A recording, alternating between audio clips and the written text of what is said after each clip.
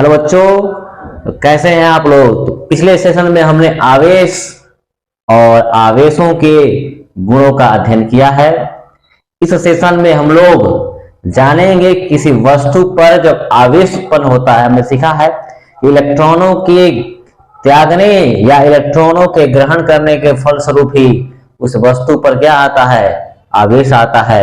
लेकिन कैसे इलेक्ट्रॉनों का आवागमन चलता है वस्तुओं के साथ, इन प्रक्रियाओं को समझेंगे आज हम लोग और जानेंगे किसी वस्तु को आवेशित करने की क्या क्या प्रक्रिया होती है। तो आज का हमारा हेडिंग है, आज का हमारा टॉपिक है, लिखेंगे सभी लोग, आवेशन की प्रक्रिया। आवेशन की प्रक्रिया, आवेशन की प्रक्रिया यानी कि process of charging. Process of charging मतलब किसी वस्तु पर हमें आवेश की उत्पत्ति करनी है और आवेश की उत्पत्ति करने के लिए कौन कौन सी प्रक्रिया इस्तेमाल में लाई जाती है, कौन कौन सी प्रक्रिया हमें सीखनी है, हम पढ़ेंगे इसको। तो सबसे पहली प्रक्रिया, जो सबसे आसान प्रक्रिया है आवेश उत्पन्न करने की, जो आप पिछले कक्षाओं में पढ़ चुके हैं, पिछले क्लासों में आपने देखा होगा कि किसी वस्तु में जब दो अनचार्ज बॉडी हो, जैसे जिसमें कोई आवेश नहीं है, जैसे एक ले लीजिए कांच का छड़ और रेशम का धागा, ठीक, और दूसरा ले लीजिए एबोनाइट की छड़ और ऊन को ले लीजिए, उन दोनों को रगड़िए। आपने बचपन में साइंस क्लास में पढ़ा है इस बात को, जब एबोनाइट की छड़ और ऊन को एक दूसरे के साथ रगड़ा जाता है तो ऊन से इलेक्ट्रॉन निकल के एबोनाइट की छड़ में चला जाता है, जिसके कारण ऊन धनावेशित हो जाती है और एबोनाइट की छड़ ऋणावेशित हो जाती है। उसी प्रकार आपने पढ़ा है कि जब कांच की छड़ को, ग्लास रड को रेशम के धागे से रगड़ा जाता है तो कांच की छड़ से इलेक्ट्रॉन निकल के रेशम के धागे में चली जाती है, जिसके कारण कांच की छड़ क्या हो जाती है, धनावेशित हो जाती है, और जो हमारी रेशम का धागा है वो ऋणावेशित हो जाती है, क्योंकि जिससे इलेक्ट्रॉन निकलता है वो धनावेशित हो जाएगी और जिसमें इलेक्ट्रॉन ग्रहण किया वो ऋणावेशित हो जाएगी।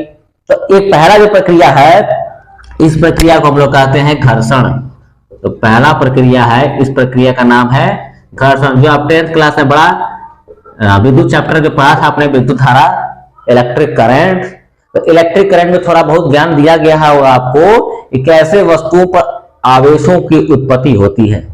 तो जब दो वस्तुओं को जब हमने घर्षण वहां पर कराया था और देखा कि एक वस्तु से इलेक्ट्रॉन निकला और दूसरे में प्रवेश किया, जिसमें इलेक्ट्रॉन निकाला वो हो गया धनावेशित और जिसमें इलेक्ट्रॉन प्रवेश किया वो हो गया ऋणावेशित। तो यहाँ हमें वही प्रक्रिया को सबसे पहले समझना है, घर्षण इस प्रक्रिया का नाम है। वहां नहीं नाम दिया होगा लेकिन आज हमें समझ में आ जाएगा घर्षण। और कैसे घर्षण कराना है, दो अनचार्ज बॉडी को। सबसे पहला प्रक्रिया जो है घर्षण की प्रक्रिया है, और घर्षण की प्रक्रिया में दोनों के दोनों, अगर एक बॉडी ए है और एक बॉडी बी है तो दोनों बॉडी क्या है, अनचार्ज है। ये भी अनचार्ज है और ये भी अनचार्ज है, दोनों के दोनों अनचार्ज है, मतलब अनावेशित वस्तु होने चाहिए। ऐसा ना हो कि एक पर आवेश आया हो और दूसरा अनावेशित हो और उसको घर्षण कराया जाए, तो फिर प्रक्रियाएं उल्टी पड़ सकती हैं। इसलिए हमें कहा गया है सबसे आसानी से समझना है घर्षण की प्रक्रिया को। काम कीजिए कि आप दो अनावेशित वस्तुओं को लीजिए जिन पर कोई आवेश नहीं है। तो जब दो अनावेशित वस्तुओं को लेकर एक साथ रगड़ा जाता है तो एक वस्तु से इलेक्ट्रॉन निकलकर दूसरे में प्रवेश करती है। तो जिस वस्तु से इलेक्ट्रॉन निकली वो हो गई धनावेशित और जिस वस्तु में इलेक्ट्रॉन प्रवेश की गई वो हो गई ऋणावेशित। तो हमने घर्षण की प्रक्रिया को समझ लिया। घर्षण में क्या होने वाला है कि आवेशन की वह प्रक्रिया है घर्षण, जिसमें दो अनावेशित वस्तुओं को जब एक साथ घर्षण कराया जाता है, यानी रगड़ा जाता है, तो एक वस्तु से इलेक्ट्रॉन निकलकर दूसरे वस्तु में प्रवेश कर जाती है। जिस वस्तु से इलेक्ट्रॉन निकलती है वो हो जाएगी धनावेशित, जबकि जिस वस्तु में इलेक्ट्रॉन प्रवेश करता है वो वस्तु हो जाती है ऋणावेशित। जैसे एग्जाम्पल के लिए आप समझ सकते हैं, लिख सकते हैं इस बात को कि जब कांच की छड़ को रेशम के धागे से रगड़ा जाता है, घर्षण कराया जाता है, तो कांच के छड़ से इलेक्ट्रॉन निकलकर रेशम के धागे पर चले जाते हैं, जिसके कारण कांच की छड़ हो जाती है धनावेशित और रेशम का धागा हो जाता है ऋणावेशित। उसी प्रकार जब एबोनाइट की छड़ को उन के साथ रगड़ा जाता है तो उन से इलेक्ट्रॉन निकल के एवोनाइट की छड़ पर डाला जाता है, जिसके कारण उन हो जाती है धनावेशित और एवोनाइट की छड़ हो जाती है ऋणावेशित। तो घर्षण की प्रक्रिया बड़ी आसान प्रक्रिया है, सिंपल। आपको समझ में आ रहा है कि दो ऐसी वस्तुओं को लेना है जिस पर कोई आवेश नहीं है, मतलब ये दोनों के दोनों वस्तुएं अनचार्ज है। अगर दोनों अनचार्ज वस्तुओं को, अनचार्ज बॉडी को क्या करेंगे, घर्षण कराएंगे एक दूसरे के सापेक्ष, तो एक वस्तु से इलेक्ट्रॉन निकल के दूसरे में प्रवेश करेगा, जिससे निकला वो हो गया धनावेशित, जिसने ग्रहण किया हो गया ऋणावेशित। अब ये बात आपको बिल्कुल समझ में आ गई होगी। तो पहला प्रक्रिया है जो सबसे आसान प्रक्रिया है, ये आप पढ़ चुके हैं, घर्षण वाली प्रक्रिया। आगे देखते हैं दूसरी प्रक्रिया। तो दूसरी जो प्रक्रिया है हमारी, उस प्रक्रिया को हम लोग कहते हैं चालन। ये भी आपको मैंने पता है, आवेशों का जब मैंने गुण बताया, प्रॉपर्टी बताया, तो वहां पर थोड़ा बहुत आपको डील करा है इस बात को, उसी को हमें पढ़ना है। तो दूसरा प्रॉपर्टी जो है हमारा, दूसरा जो प्रक्रिया है आवेशन की, उस प्रक्रिया को हम लोग कहेंगे चालन। चालन यानी कि कंडक्शन। अब चालन आपने पढ़ा है, आपको पता है चालन में क्या होने वाला है। चालन बताया गया है आवेशों। देखिए चालन क्या है, किसी भी चालक पदार्थ के अंदर इलेक्ट्रॉनों का या आवेशों का एक स्थान से दूसरे स्थान में गमन होने की प्रक्रिया जो है क्या है, उस वस्तु का चालन कहलाती है। उस वस्तु में क्या होता है, आवेशों का चालन कब होता है, जब इलेक्ट्रॉन जो होते हैं या आवेश कहिए, इलेक्ट्रॉन कहिए, एक छोर से दूसरे छोर तक गमन करते हैं, तो कहते हैं कि उस बॉडी के अंदर क्या हुआ, आवेशों का चालन हुआ। तो आवेशों का चालन कैसे होता है, इसको हम समझ सकते हैं इस बात को। देखिए एक जो वस्तु है हमारी अनचार्ज बॉडी, उसको बताया मैंने आपको। इसमें क्या करना है, पहली वाली प्रक्रिया में, घर्षण वाली प्रक्रिया में हमने क्या किया था, दोनों वस्तुओं को अनचार्ज बॉडी को लिया था, दोनों वस्तु हमारी जो थी अनावेशित थी। लेकिन इसमें क्या करना है, हमें अगर चालन की प्रक्रिया कराना है, समझना है, तो पहली बॉडी जो होगी अनचार्ज लिया जाएगा और दूसरी जो बॉडी हो गई वो पॉजिटिवली चार्ज बॉडी ले लीजिए। पॉजिटिवली चार्ज बॉडी लीजिए। ये क्या है, धनावेशित वस्तु है और इस पर कोई आवेश नहीं है, ठीक है। अब ऐसी वस्तुओं को क्या करेंगे, आप भी दूसरे के साथ कनेक्ट कराएंगे, तो आपको पता है जिस वस्तु के पास इलेक्ट्रॉन ज्यादा होता है वो इलेक्ट्रॉन देना प्रारंभ कर देती है, और तब तक इलेक्ट्रॉनों का स्थानांतर ट्रांसफर होते रहता है, जब तक कि दोनों पर क्या हो जाए, समान समान आवेश ना जाए। आपने पिछले लेक्चर्स में पढ़ रखा है। अब वैसे ही हमने क्या किया, एक अनचार्ज बॉडी को दूसरे चार्ज बॉडी के साथ कनेक्ट कराया। जैसे ही कनेक्ट कराया, एक वस्तु से इलेक्ट्रॉन निकलेगा और दूसरे वस्तु में जाना प्रारंभ कर देगा, और तब तक जाता रहेगा जब तक कि दोनों पर समान समान आवेश ना आ जाए। उसी प्रकार अनचार्ज बॉडी को किसी निगेटिवली चार्ज बॉडी से अगर कनेक्ट करा दिया जाए, निगेटिवली चार्ज बॉडी से कनेक्ट करा दिया जाए, तभी भी क्या होगा, इलेक्ट्रॉनों का आदान प्रदान होगा, इलेक्ट्रॉनों का स्थानांतरण होगा, और जिस वस्तु से इलेक्ट्रॉन निकल के जाएंगे उनमें इलेक्ट्रॉन की कमी होती चली जाएगी, और जिन वस्तुओं के द्वारा इलेक्ट्रॉन को ग्रहण किया जाएगा उन वस्तुओं में इलेक्ट्रॉन की वृद्धि होती जाएगी, और जिन वस्तुओं में इलेक्ट्रॉन की कमी होगी वो धीरे धीरे धीरे धीरे धनावेशित होती चली जाएगी, और जिन वस्तुओं ने इलेक्ट्रॉन को ग्रहण कर लिया है या ग्रहण कर रहे हैं वो धीरे धीरे धीरे धीरे क्या होती जाएगी, ऋणावेशित होती चली जाएगी। तो हमने देखा कि चालन की प्रक्रिया में इलेक्ट्रॉन एक वस्तु से निकलकर दूसरे वस्तु में जाने वाले हैं, लेकिन इस प्रक्रिया को समझने के लिए सिंपली हम लोग क्या करते हैं कि एक अनचार्ज बॉडी को, यानी कि एक अनावेशित वस्तु को दूसरे आवेशित वस्तु, यानी कि या तो पॉजिटिवली चार्ज बॉडी ले लीजिए या तो निगेटिवली चार्ज बॉडी, मतलब ये धनावेशित वस्तु लीजिए या ऋणावेशित वस्तु लीजिए। तो जब हम अनावेशित वस्तु को आवेशित वस्तु को संपर्क में लाते हैं तो एक वस्तु से इलेक्ट्रॉन निकलकर दूसरे वस्तु में जाने लगता है, और यह जाने की प्रक्रिया यानी कि स्थानांतरण की प्रक्रिया, एक वस्तु से दूसरे वस्तु में स्थानांतरण की प्रक्रिया तब तक होती रहेगी जब तक कि दोनों पर बराबर आवेश नहीं आ जाए।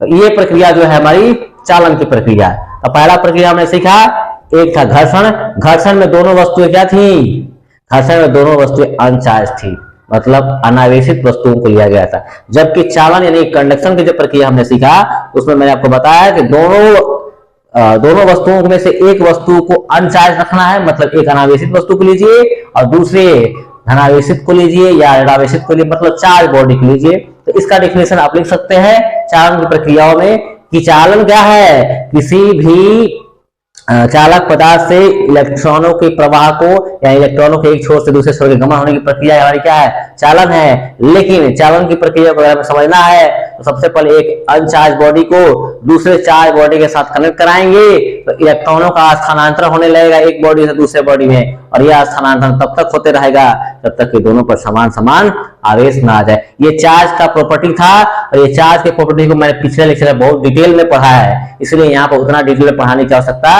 नहीं है, आप इस बात को समझ सकते हैं। तीसरी प्रक्रिया जो है इन दोनों से भिन्न, देखिए घर्षण वाली जो प्रक्रिया थी आपने बेसिक लेवल पर पढ़ रखा है, चालन की प्रक्रिया को मैंने पिछले क्लासों में डील करा दिया है आवेश की प्रॉपर्टी में, और जो तीसरा प्रक्रिया है ना प्रेरण की प्रक्रिया है, इंडक्शन की प्रक्रिया, उसको थोड़ा बहुत समझेंगे, क्योंकि प्रेरण की प्रक्रिया जो है मैग्नेटिज्म में आपने बेसिक्स में वो भी पढ़ रखा है, लेकिन उतना डिटेल में नहीं जाना होगा, लेकिन 12th क्लास में प्रेरण की प्रक्रिया को बहुत डिटेल में समझेंगे। तो आइए देखते हैं कैसे प्रेरण की प्रक्रिया के द्वारा वस्तुओं पर आवेश को उत्पन्न किया जाता है और कैसे किया जाता है। तो अगला जो प्रक्रिया है चालन के बाद वो है हमारी प्रक्रिया प्रेरण की। अब प्रेरण की प्रक्रिया क्या है और कैसे कराई जाती है इसको सीखते हैं। तीसरा जो है हमारा तीसरा जो चालन की प्रक्रिया है वो है प्रेरण, जिसको इंग्लिश में बोलते हैं इंडक्शन। अब इंडक्शन की प्रक्रिया प्रेरण की प्रक्रिया हम समझनी है, दो प्रक्रिया बहुत आसान थी, आपने पढ़ रखा है पहले से। अब इंडक्शन की प्रक्रिया प्रेरण की प्रक्रिया कैसे कराई जाती है, देखिए एक वस्तु जो है, एक जो वस्तु है, ये वस्तु क्या है, इसमें भी एक अनचार्ज वस्तु को लिया मैंने, अनचार्ज बॉडी को लिया, ठीक, अनावेशित वस्तु को लिया, ठीक, और इस वस्तु के पास मैं लाऊंगा क्या, एक रड यानी कि छड़, और कैसा छड़ होगा, आवेशित छड़ होगा, या तो धनावेशित छड़ रखिए या तो ऋणावेशित छड़ रखिए, दोनों प्रक्रियाएं हो सकती हैं। हमने कहा कि अनचार्ज बॉडी के समीप लेके आएंगे एक चार्ज रड को, एक चार्ज रड को लाएंगे, चार्ज रड मतलब आवेशित छड़, और आवेशित छड़ या तो धनावेशित हो सकता है या तो ऋणावेशित हो सकता है। मैं इस अनचार्ज बॉडी के समीप लाऊंगा एक ऐसा छड़ जो क्या है, मान लीजिए धनावेशित छड़। पहले धनावेशित की बात करते हैं फिर ऋणावेशित को समझ लेंगे, दोनों प्रक्रियाओं को समझ सकते हैं। ये छड़ मैं लेके आया, ये छड़ कैसा है, यह है positively charge rod, positively charge rod मतलब धनावेशित छड़। तो मैंने क्या किया कि एक अनचार्ज बॉडी है और इस अनचार्ज बॉडी के संपर्क में लाया क्या, एक धनावेशित छड़, एक पॉजिटिवली चार्ज रड को लाकर रख दिया। अब जैसे ही ये रड लाया ना, देखिए नाम से स्पष्ट है प्रेरण की प्रक्रिया, प्रेरण का मतलब उससे प्रेरणा लेकर, उससे आप जैसे हमारे रोल मॉडल होते हैं ना कि हमने उससे उनसे प्रेरणा लिया, उनकी तरह बनने की कोशिश कर रहे हैं। सबके जीवन में कोई ना कोई रोल मॉडल होते हैं, आइडियल सबके होते हैं कोई ना कोई, वैसे ही यहाँ पर रोल मॉडल का काम कर रहा है कौन, ये हमारा पॉजिटिवली चार्ज छड़। जैसे ही आया, अब इसको देख के क्या हो गया, अनचार्ज बॉडी ने क्या किया, अपने अंदर हरकत करना प्रारंभ कर दिया, और देखिए यहाँ पर पॉजिटिवली चार्ज रड के ऊपर क्या था, धनावेश था, और जो है सभी तरह के कारण क्या हो गया, प्रेरण की प्रक्रिया से आपको पता है प्लस चार्ज यानी कि दोनों विपरीत, दोनों समान प्रकृति के आवेश है, प्लस वाला माइनस, और दोनों एक दूसरे को क्या करता है, प्रतिकर्षित करता है, ठीक है। अगर प्लस चार्ज हो, समान आवेश हो, तो दोनों एक दूसरे को प्रतिकर्षित करेंगे, माइनस वाले चार्ज हो तो भी दोनों एक दूसरे को क्या करेंगे, प्रतिकर्षित करेंगे। लेकिन अगर एक प्लस चार्ज हो और एक माइनस चार्ज है, दोनों एक दूसरे को क्या करेंगे, एक दूसरे को आकर्षित करेंगे, ठीक है। ये आप अच्छी तरह से जानते हैं, ये आवेशों का गुण होता है। तो यहाँ पर क्या है, देखिए पॉजिटिवली चार्ज रड है, पॉजिटिवली चार्ज मतलब इस पर क्या है, धनावेश है, और ये हमारा अनचार्ज बॉडी था, मतलब उसमें इलेक्ट्रॉनों की संख्या और प्रोटॉनों की संख्या क्या थी, बराबर थी, और इसीलिए वो क्या था, अनावेशित था, उस पर कोई आवेश नहीं था। लेकिन जैसे ही यहाँ पर रड लेके आए हम लोग पॉजिटिव चार्ज रड को, ये क्या करेगा, अपने सतह पर, देखिए आवेश जब भी वितरित होता है किसी वस्तु के सतह पर वितरित होता है, आपको याद रखना चाहिए, किसी भी वस्तु के बाह्य सतह पर ही क्या होता है, आवेश वितरित होता है।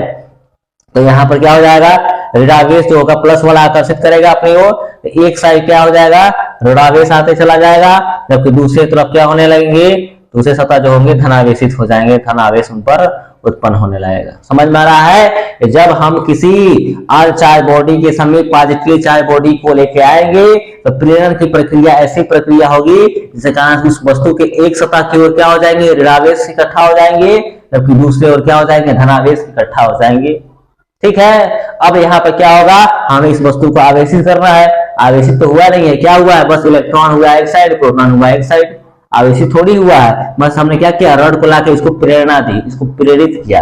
ठीक है, उसी प्रकार से आप दूसरे कंडीशन को बना सकते हैं। दूसरा कंडीशन क्या है, एक बॉडी ऐसी है तो फिर से क्या है, अनचार्ज बॉडी है, मतलब अनावेशित वस्तु है, और इस अनावेशित वस्तु के संपर्क में क्या लाया मैंने, इसके पास क्या लाया, इस बार लाया मैं ऋणावेशित छड़,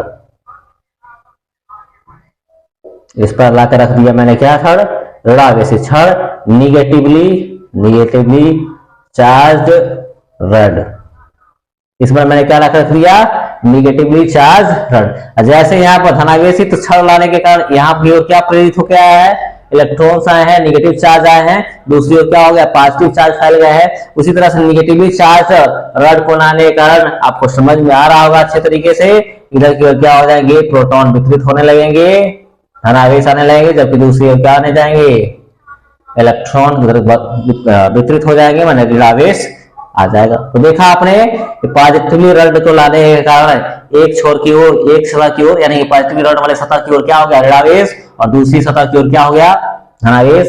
जबकि नेगेटिवली चार्ज रड को लेके आया गया, एक उस रड के सामने वाले सतह पर क्या आ गया, धनावेश, जबकि विपरीत वाले सतह पर क्या आ गया, ऋणावेश। अब हमने बॉडी को चार्ज थोड़ी किया, हमने क्या किया, आवेशों को वितरित कर लिया है सतह के ऊपर। अब सतह पर पूरा का पूरा क्या हो जाएगा, ऋणावेश आएगा, तो कहेंगे वस्तु ऋणावेशित हो जाएगी। या सतह के ऊपर चला क्या हो जाए, प्लस चार्ज आ जाए, तो कहेंगे वस्तु क्या हो गई, धनावेशित हो जाएगी। तो अब हम इसको क्या करते हैं, इस वस्तु के दूसरे सतह को कनेक्ट कराते हैं अर्थ में, पृथ्वी के अंदर भूमिगत कहते हैं ना, इसको भू संपर्कित करना। इसको हमने क्या कर दिया, भू संपर्कित कर दिया, भू संपर्कित।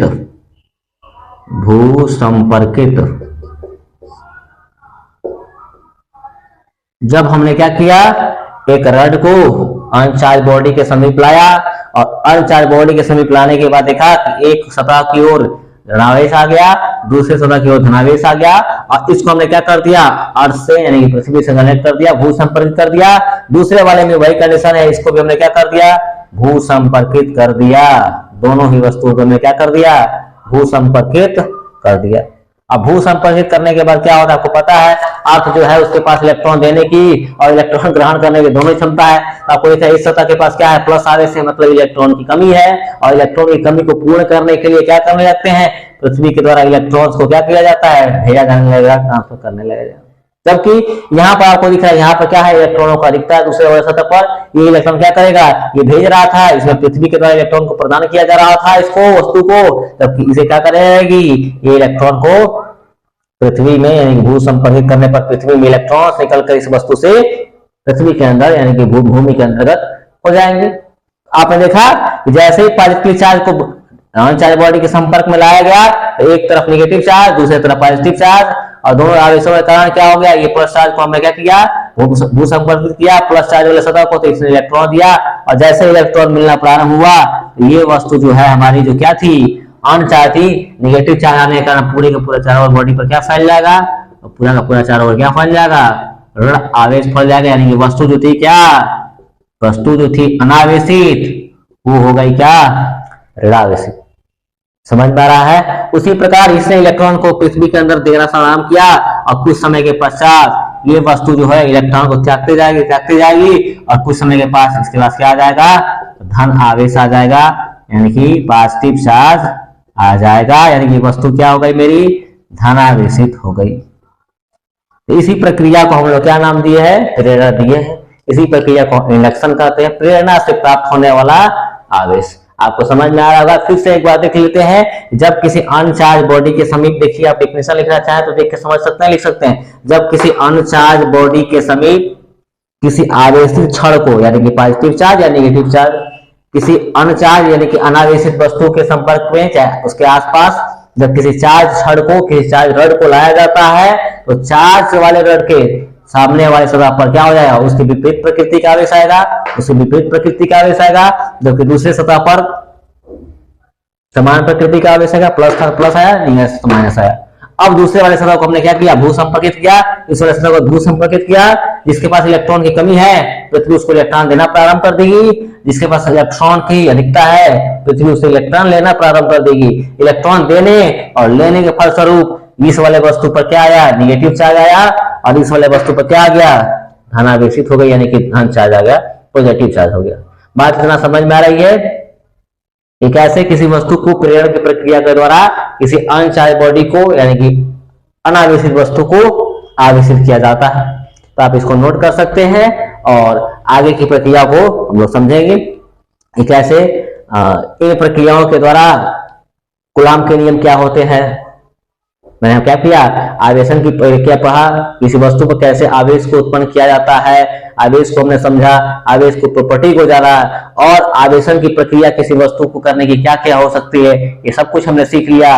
अब हम लोग जल्दी जल्दी पढ़ रहे हैं, इसलिए ज्यादा डिटेल में ना गया करके केवल जो हमारे बोर्ड की तैयारी के लिए इंपोर्टेंट है उसी को कवर कर रहे हैं। तो अगले लेक्चर में हम लोग कूलाम के नियम को, जो कि मोस्ट इंपोर्टेंट है, कूलाम के नियम को पढ़ेंगे और उनसे संबंधित कुछ क्वेश्चंस को डील करेंगे।